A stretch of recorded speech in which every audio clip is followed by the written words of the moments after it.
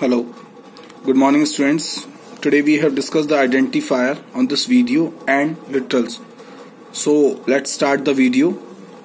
So we have discussed a Python identifier is a name.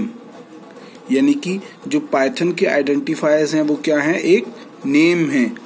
Used to identify a variable. किसके लिए use होते हैं? Identify a variables को identify करने के लिए, फंक्शंस को, क्लास को, मॉड्यूल्स को, ऑन अदर ऑब्जेक्ट्स को. इट मींस जो पाइथन है उसके जो आइडेंटिफायर्स हैं वो क्या है, एक नेम है. ओनली अ नेम जो यूज्ड होते हैं किस चीज में, आइडेंटिफाई करने के लिए वेरिएबल्स को, फंक्शंस को, क्लासेस को एंड मॉड्यूल्स को एंड अदर ऑब्जेक्ट्स. जो भी आप ऑब्जेक्ट्स यूज करते हैं उन सबको आइडेंटिफाई करने के लिए जिन चीजों को पाइथन में यूज किया जाता है उसे क्या कहते हैं हम, identifier. It means this is only a name. Identifiers and identifier start with the letters. यानी कि जो आइडेंटिफायर्स हैं वो स्टार्ट होते हैं सिंपली अ लेटर, यानी कि A to Z, यानी कि कैपिटल A to Z और स्मॉल A to Z और an underscore followed by a zero, यानी कि जीरो के साथ, और मोर लेटर्स, बहुत सारे और सारे लेटर्स के साथ, underscore and digits 0 to 9. It means identifier एक नाम है, आइडेंटिफायर एक ऐसा आइडेंटिफिकेशन है जो यूज करता है आइडेंटिटी ऑफ वेरिएबल्स के लिए, उनकी पहचान के लिए, फंक्शंस के लिए, क्लास के लिए, मॉड्यूल्स के लिए और अदर ऑब्जेक्ट्स के लिए.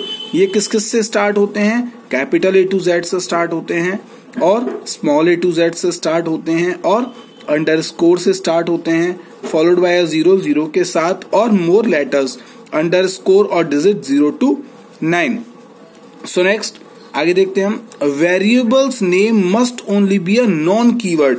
यानी कि जो भी वेरिएबल हम डिसाइड करते हैं, डिस्क्राइब करते हैं, वो हमारा क्या होना चाहिए, नॉन कीवर्ड. ऐसा कोई भी वर्ड नहीं होना चाहिए जो हमारा कीवर्ड में डिफाइन है. यानी कि ट्रू, फॉल्स, आपका नन है, एंड है, ब्रेक है, क्लास है, ग्लोबल है, लैम्डा है, ठीक है, पास है, इंपोर्ट है, फाइनली है, डेफ है, वाइल है. मतलब ऐसा कोई भी वर्ड आप जो है वेरिएबल के तौर पर यूज नहीं करेंगे जो आपका कीवर्ड हो. Keyword is a pre defined word in a special meaning. उनके कुछ स्पेशल मीनिंग है. तो variable name must only be a non keyword word. यानी कि वेरिएबल्स, वो जो आप वेरिएबल्स आप देंगे जिनको आइडेंटिफाई करेगा, आइडेंटिफाई एक नाम के तौर पर, वो क्या होना चाहिए, एक नॉन कीवर्ड वर्ड होना चाहिए. उसका कोई भी कीवर्ड से जो है रिलेशन नहीं होना चाहिए. With no space in between. यानी कि उनके बीच में क्या हो, किसी भी तरीके का कोई स्पेस नहीं होना चाहिए. अगर आप स्पेस लगाते हैं तो वो क्या करेगा, उसे इनवैलिड शो कर देगा. इसके लिए हम क्या यूज करेंगे, अंडरस्कोर. अगर आपको स्पेस देना है तो स्पेस की जगह आप क्या यूज करेंगे, अंडरस्कोर यूज करेंगे. इट मीन्स सपोज करिए my underscore name, not my name. It is true, not my name, sorry, not my name. Space नहीं देंगे आप. स्पेस देंगे तो दिस इज इनवैलिड और this is valid. Variables names can not begin with a number. यानी कि जो भी वेरिएबल आप असाइन करेंगे वो स्टार्ट किससे नहीं होना चाहिए, नंबर से. Although they can contain number. यानी कि वेरिएबल्स का जो नेम है वो कभी भी स्टार्ट नहीं होना चाहिए किसी भी नंबर से. वेरिएबल्स किससे स्टार्ट होंगे, A to Z capital, A to Z small और अंडरस्कोर के साथ. Underscore as a digit. Underscore के बाद आप डिजिट लगा सकते हैं, लेटर्स लिख सकते हैं, लेकिन स्टार्टिंग किससे होगी, अंडरस्कोर से. डायरेक्टली आप उसे डिजिट के साथ स्टार्ट नहीं कर सकते. यहाँ कुछ वैलिड आइडेंटिफायर्स और इनवैलिड आइडेंटिफायर्स मैंने यहाँ मेंशन किए हैं. वैलिड आइडेंटिफायर्स आप देख सकते हैं, my name without any space, all capital letter. हम ऑल स्मॉल लेटर में भी इसे मेंशन कर सकते थे. सपोज करिए माई फाइल, हम पूरा स्मॉल लेटर में लिख सकते हैं. अंडरस्कोर CHK चेक, Z यानी कि कैपिटल लेटर, उसके बाद नंबर्स. आप जो है ब्रेक, अब देखिए इनवैलिड आइडेंटिफायर ब्रेक इसलिए इनवैलिड है because it is a keyword. ये क्या है, आपका एक कीवर्ड है. माई डॉट फाइल, ये डॉट का यहाँ कोई यूज नहीं है, अंडरस्कोर आएगा यहाँ, इसलिए ये इनवैलिड है। और तीसरा, यहाँ हम इसकी शुरुआत किसी भी नंबर से नहीं कर सकते हैं, वेरिएबल की शुरुआत किसी भी नंबर से नहीं होगी। वेरिएबल्स की शुरुआत किससे होगी? And identifiers start with the letters, capital letters और स्मॉल लेटर्स और अंडरस्कोर फॉलोड बाय द 0 और more letters underscore by digit 0 to 9। आपको और एग्जांपल्स में अभी एक मिनट शो करा देता हूं। Let's see, this is the valid identifiers and this is the non valid identifiers. So check my file, check date _ 7 _ 77 _ ds file underscore के साथ जो भी हमने वर्ड स्टार्ट किए हैं वो सब हमारे क्या हैं? वैलिड आइडेंटिफायर्स हैं। एंड देन डेट, ये देखिए हमने अंडरस्कोर भी नहीं लगाया है, डैश का साइन लगाया हुआ है, तो it is a special character. ये स्पेशल कैरेक्टर यहाँ पर वैलिड नहीं होगा, सिर्फ अंडरस्कोर वैलिड होगा। 2 से हमारी जो डिजिट स्टार्ट है, स्टार्टिंग विद अ डिजिट, इसलिए invalid identifier. Break is a reserved keyword or my dot file special characters dot, it is a not valid identifier. Okay, so you have clear. So valid और invalid identifier एक नाम है जो identify करता है आपके variables को, fixed values को, आपके फिक्स्ड वैल्यू को, इन्हें एक फिक्स्ड वैल्यू देता है। पाइथन काफी तरीके की जो है, सॉरी फिक्स्ड वैल्यू यहाँ नहीं आएगा, एक्चुअली गलत थोड़ा सा मिस्टेक हो गया। हाँ, आइडेंटिफायर एक नाम है जो क्या करता है? आइडेंटिफाई करता है चीजों को। ओके, सो यहां तक सबको क्लियर हो गया होगा कि वैलिड आइडेंटिफायर और इनवैलिड आइडेंटिफायर्स क्या है। आइडेंटिफायर्स नाम है, यूज किस में होता है? Check the identity of variables, functions, class. किससे स्टार्ट होता है? नॉन कीवर्ड होने चाहिए, 0 से स्टार्ट, सॉरी नंबर से, डिजिट से स्टार्ट नहीं होने चाहिए। ये वैलिड और इनवैलिड आइडेंटिफायर। सो लेट्स, अब हम डिस्कस करते हैं इसमें लिटरल्स को। So literals, what is literal? Literal and values. Literals are words, literals are data item that have a fixed and constant value. Literals are data item, यानी कि जो भी आपका डेटा है उसके आइटम को हम क्या कहते हैं? उसे हम क्या कहते हैं? लिटरल कहते हैं। ये फिक्स्ड वैल्यू होती हैं, इन्हें हम चेंज नहीं कर सकते हैं। लिटरल्स में जो वैल्यू आप प्रोवाइड करते हैं ये फिक्स्ड वैल्यू होती हैं, नॉन चेंजेबल होती हैं, इनको आप किसी भी तरीके से चेंज नहीं कर सकते हैं। Values that can not be changed, ये ध्यान रखने वाली बात है कि लिटरल्स की जो वैल्यू है उसे आप किसी भी कॉस्ट पर चेंज नहीं कर सकते हैं, ये फिक्स्ड वैल्यू होती हैं। ठीक है, literals are data items that have a fixed and constant value that can not be changed. Remark कर लीजिएगा, इसको देख लीजिएगा, मैंने लिख दिया इसमें, इसकी वैल्यू किसी भी तरीके से चेंज नहीं होगी। अब यहाँ हम कुछ तरीके के वेरिएबल्स पढ़ते हैं, लिटरल्स पढ़ते हैं। जैसे हमने यहाँ साइन किया है a इज इक्वल टू 100, तो this is a is a variable और 100 इज अ लिटरल।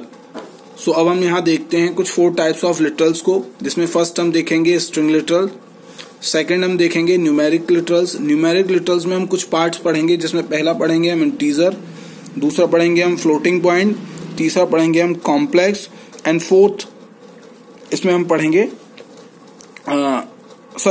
इंटीजर में हम ये 3 पार्ट्स पढ़ेंगे। उसके बाद हम लिटरल पढ़ेंगे वूलन लिटरल, और वूलन लिटरल के बाद हम पढ़ेंगे इसमें कुछ स्पेशल लिटरल्स के बारे में। ठीक है, so let's start the string literal. String literals भी 2 तरीके के होते हैं, 2 types of string literals. First is single line literals and second is multi line letter. So we have discuss a single line letter. So let's see, single line string या literals हम कह सकते हैं, मस्ट टर्मिनेट इज 1 लाइन, यानी कि हम इसको execute करेंगे सिर्फ एक लाइन के लिए। The closing quotes should be on the same line, यानी कि जो भी आपके क्लोजिंग कोट्स हैं वो एक ही लाइन में होंगे, दूसरी लाइन में नहीं होने चाहिए। Is that a opening quotes, जिस लाइन में आपके ओपनिंग कोट्स हैं। It means single line string का मतलब है आप जो भी चीजें लिखेंगे वो एक ही लाइन में होनी चाहिए। इट मीन्स आपके जो डबल्स कोड आपने जो लगाए हैं, स्ट्रिंग को हम डबल कोट्स में लिखते हैं, सिंगल कोट्स में भी लिख सकते हैं। आपकी as it is string print होगी, उससे कोई डिफेक्ट नहीं पड़ेगा। बट अगर आप सिंगल लाइन में लिख रहे हैं तो जिस लाइन में आप स्ट्रिंग्स को लिख रहे हैं और डबल कोट्स स्टार्ट कर रहे हैं, उसी लाइन में आपको क्या करना पड़ेगा? डबल कोट्स को क्लोज भी करना पड़ेगा। देखिए, सिंगल लाइन स्ट्रिंग्स, ठीक, so must terminate on 1 line that is closing quotes यानी कि जिस लाइन में आप इन्हें ओपन कर रहे हैं उसी लाइन में आपको इनको क्लोज करना पड़ेगा। सिंगल लाइन रिटर्न स्ट्रिंग का मतलब तो हो गया ये। अब दूसरा देखते हैं multi line string. Multi line string के लिए हम दो तरीके के फॉर्म्स को तैयार कर सकते हैं। दो तरीके के फॉर्म्स क्या हैं, या हमें मल्टी लाइन स्ट्रिंग अगर लिखनी है तो हम कैसे दो तरीके से उसको कर सकते हैं। उसमें दो तरीके होते हैं, एक मिनट रुकिए बताता हूं आपको। मल्टी लाइन स्ट्रिंग को लिखने के लिए हम दो तरीके से यूज करते हैं। फर्स्ट ऑफ ऑल, जैसे हमने डबल कोड में कोई स्ट्रिंग लिखी, उसके बाद हमने कोई नाम या स्ट्रिंग टाइप की और हम उसमें जो है बैक स्लैश लगा देते हैं। अगर हम बैक स्लैश लगा देते हैं तो ऑटोमेटिकली पाइथन ये समझ लेता है कि अब हमारा जो स्ट्रिंग है वो मल्टी लाइन यानी कि दूसरी लाइन में जाएगा। हम डबल्स कोड को यहां क्लोज कर सकते हैं, बशर्ते यहां पर क्लोज करने की कोई जरूरत नहीं है, बिकॉज हम लोगों ने अगर बैक स्लैश लगा दिया है तो पाइथन ऑटोमेटिकली अंडरस्टूड करेगा इस चीज को कि हमारी जो स्ट्रिंग है वो दूसरी लाइन में जा रही है। ठीक, यहां से हमने जैसे ही बैक स्लैश लगाया तो हमारी स्ट्रिंग जो है वो नेक्स्ट लाइन में चली जाएगी और यहां पर हम डबल्स कोड को जो है क्लोज कर सकते हैं। दूसरा तरीका ये है कि अगर हम बैक स्लैश का भी यूज नहीं करना चाहते हैं, no need for back slash, तो हम अपनी स्ट्रिंग को थ्री कोड्स, अलग अलग थ्री कोड्स में लिखेंगे। देन आप स्ट्रिंग को लिखेंगे, उसके बाद आप नेक्स्ट लाइन में अगर स्ट्रिंग को लिख के थ्री कोड्स अलग अलग लगा देते हैं, अलग अलग थ्री कोड्स आप लगाते हैं, तो it is identification of multi line string, यानी कि आपकी जो स्ट्रिंग है वो मल्टी लाइन स्ट्रिंग है। मैं आपको दिखा देता हूं, आपकी बुक में भी है ये चीजें क्लियर। ये देखिए, text2 is equal to hello, doubles quote में आपने लिखा back slash multi line string. This is the identifier कि अब आपकी जो लाइन है वो नेक्स्ट लाइन में जा रही है। वर्ड और आपके डबल्स कोड क्लोज हो गए। जैसे हमने यहां लिखा था सिंगल लाइन में, तो आपको यहीं स्टार्ट करना था, यहीं क्लोज करना था। Multi line strings are strings separate across multiple lines with single and double quotes, यानी कि सिंगल कोड्स और double quotes. Line each other that concluding line has end character as back slash, but with the triple quotes no back slash is need.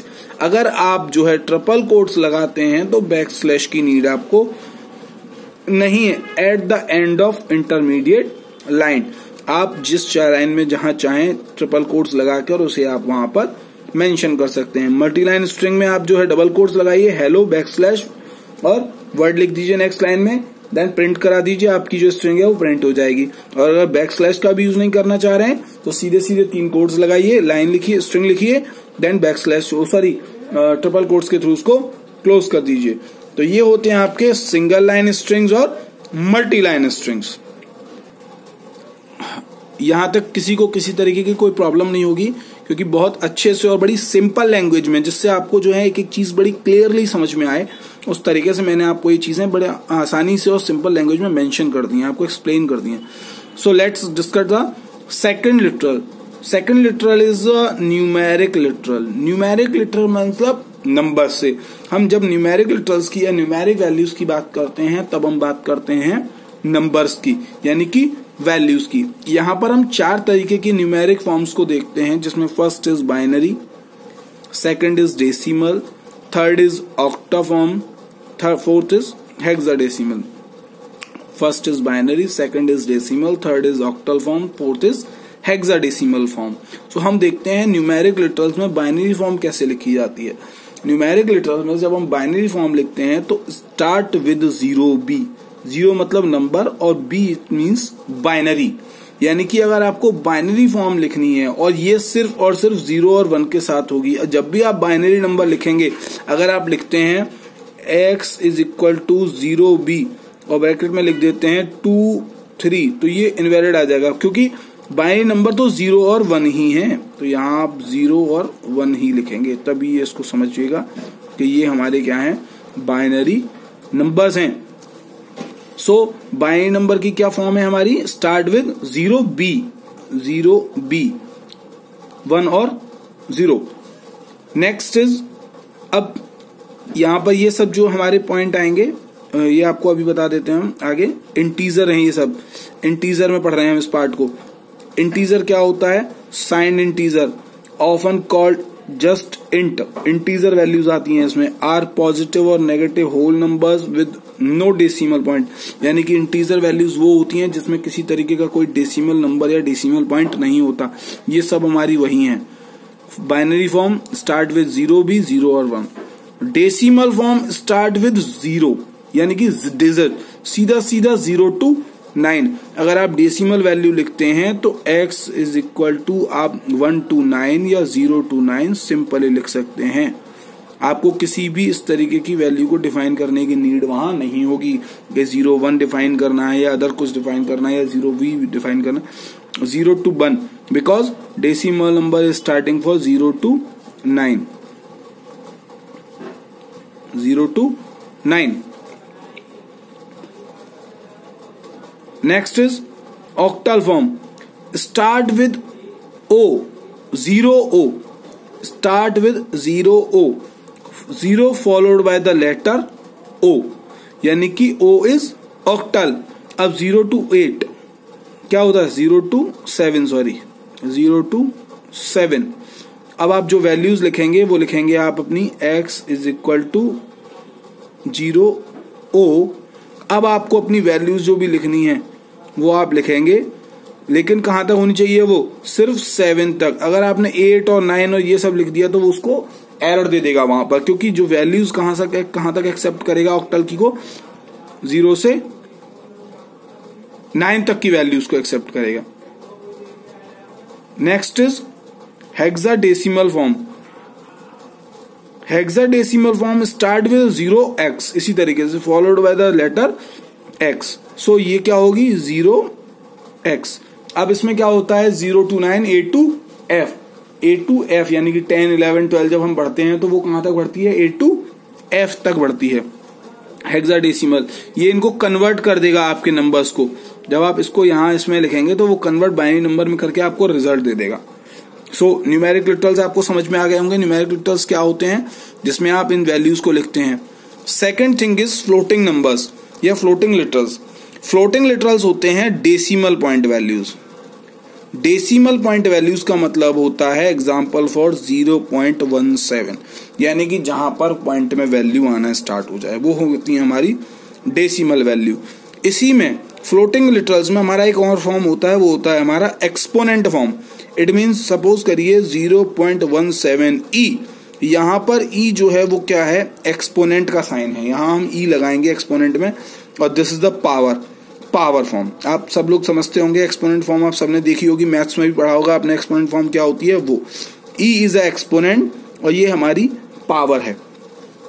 Okay, next जो अब हम देखने वाले हैं इसमें हम नेक्स्ट जो लिटरल पढ़ेंगे वो पढ़ेंगे कॉम्प्लेक्स नंबर लिटरल। अभी तक हमने कौन कौन सा देखा? String literal.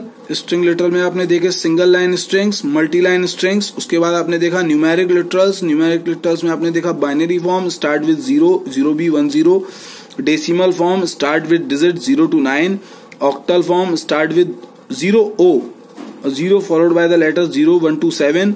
हेक्साडेसिमल फॉर्म को आपने देखा कैसे स्टार्ट होती है, ये हमने डिस्कस किया।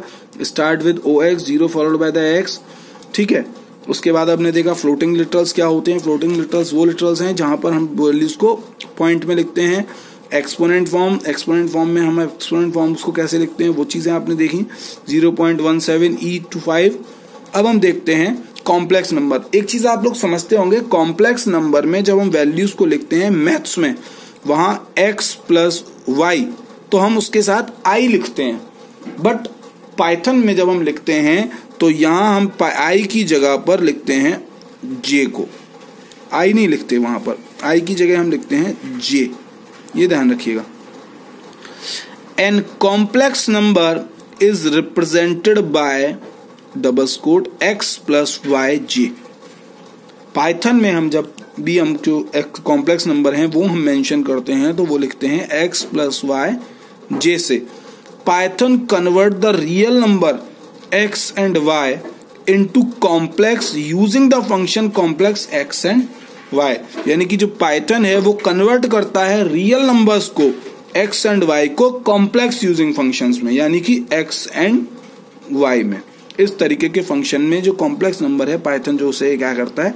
कन्वर्ट करता है। अब हमें जैसे देखना हो the real part can be exceed using the function. जो हमारा रियल पार्ट है, जैसे यहां हमने दिखाया गया है x is equal to 3 plus 2j, तो 3 इज अ रियल पार्ट और 2j is a imaginary part. अगर हमें रियल पार्ट देखना है तो हम क्या लिखेंगे, रियल x डॉट रियल, तो हमारी क्या होगी 3 प्रिंट हो जाएगी 3.0। और अगर हम कहते हैं कि इमेजिनरी पार्ट प्रिंट कराना है, यूज करना है, तो हम क्या लिखेंगे x डॉट इमेजिनरी, तो हमारा क्या प्रिंट हो जाएगा 2.0 प्रिंट हो जाएगा।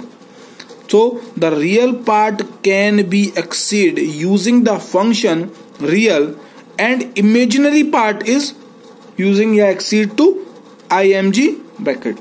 तो ये है हमारा complex number. Python convert the real number x and y, ये हमारे रियल नंबर्स हैं, इनको कन्वर्ट करता है complex using the function complex x and y में।